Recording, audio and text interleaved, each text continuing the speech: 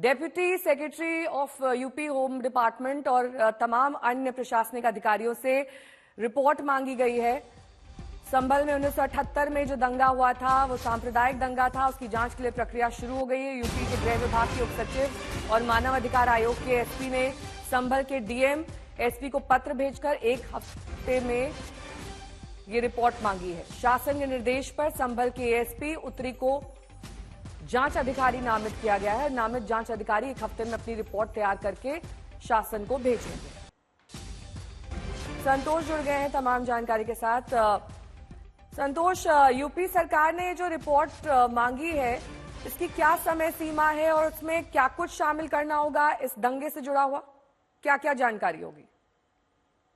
देखिए, दिसंबर के महीने में संभल में एक कार्तिकेय महादेव मंदिर ढूंढा गया। मंदिर जो बंद था बीते 46 सालों से, और जब उसकी पड़ताल की गई तो पता चला 1978 से ही ऐसे मंदिर वहां पे तमाम लोग पलायन करके चले गए। संभल में जो हिंसा हुई थी उस वक्त फरियाद तक नहीं सुनी गई। इसी मामले को लेकर के बीजेपी के एमएलसी हैं श्रीचंद शर्मा, उन्होंने उत्तर प्रदेश के गृह विभाग और मानवाधिकार आयोग को शिकायत की थी, जिसके बाद एक जांच के आदेश दिए गए हैं, जिससे संभल के एसपी नॉर्थ को इस पूरे मामले में रिपोर्ट देनी है और रिपोर्ट देनी होगी कि 1978 के दंगों में क्या हुआ था, किस तरीके से घटना हुई थी, किस तरीके से वहां पर हिंदू जो परिवार थे वो पलायन करके चले गए। क्योंकि ये पूरी घटना जब दिसंबर महीने में एक बंद पड़े मंदिर में जो पुलिस और प्रशासन के लोग अंदर जाते हैं तो पता चलता है कि उस मंदिर को अतिक्रमण करके और बंद करवा दिया गया था। वहां पर फिर पूजा अर्चना शुरू हुई और तमाम परिवार सामने आए जिन्होंने बताया कि 1978 में दंगों के दौरान कैसे उनको मजबूरन अपना संभल छोड़ना पड़ा, मोहल्ला छोड़ना पड़ा, घर परिवार छोड़ना पड़ा। तो इसी मुद्दे को लेकर के 1978 में हुए संभल हिंसा को लेकर के ये जांच के आदेश दिए गए हैं, जिसमें एसपी जो नॉर्थ हैं संभल के, उनसे ये जांच रिपोर्ट मांगी गई है। शासन से जो होम सेक्रेटरी हैं उन्होंने इस मामले में डीएम और एसपी को पत्र लिख करके जांच रिपोर्ट मांगी थी और इस जांच रिपोर्ट को तैयार एसपी नॉर्थ संभल करेंगे।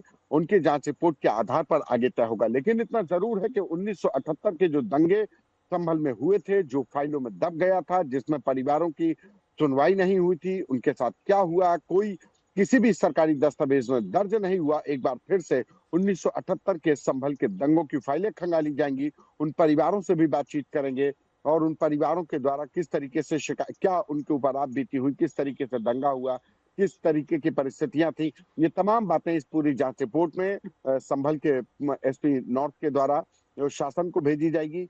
इस पूरे मामले को लेकर के मानवाधिकार आयोग और होम सेक्रेटरी ने ठीक है, बहुत बहुत शुक्रिया इस तमाम जानकारी के लिए आपका संतोष। और संभल के दंगे का जिक्र पिछले दिनों यूपी के सीएम योगी आदित्यनाथ ने भी किया था और आपको दिखाते हैं कि सीएम योगी ने उस वक्त क्या बयान दिया था। एक वैश्य जिसने सबको उधार दे रखा था पैसा,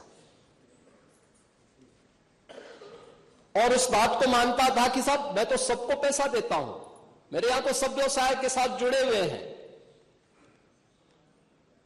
अगल बगल के हिंदू दंगा होने के बाद उनके घर में इकट्ठे होते हैं।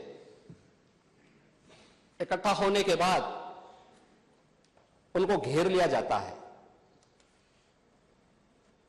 घेरने के बाद वो बोलते हैं भाई आप हमें क्यों घेर रहे हैं? कहा जाता नहीं, क्योंकि तुम इन हाथों से पैसा मांगोगे इसलिए उनके हाथ काटे जाते हैं, फिर उनके पैर काटे जाते हैं और फिर उनका गला रेंध करके हत्या होती है। ये लोग सौहार्द की बात करते हैं, शर्म नहीं आती इन लोगों को सौहार्द के बारे में चर्चा करने की। जैसे कि मैं सो रहा हूं तो पिताजी को जगाना है मुझे, तो वो डायरेक्ट उठाने के बजाय, और हिंसा की परंपरा मेरे यहाँ नहीं थी सौभाग्य से, तो वो क्या करते थे कि उस कमरे में आ जाएंगे या बाहर से गुजरेंगे और चौपाई बोलेंगे, प्रात काल उठ गए रघुनाथा मात पिता गुरु नावई माता। कभी कभी मैं गुस्से में उठ करके अरे पापा चरण स्पर्श किया और सो गया। मैंने कहा अम्मा को उठाना।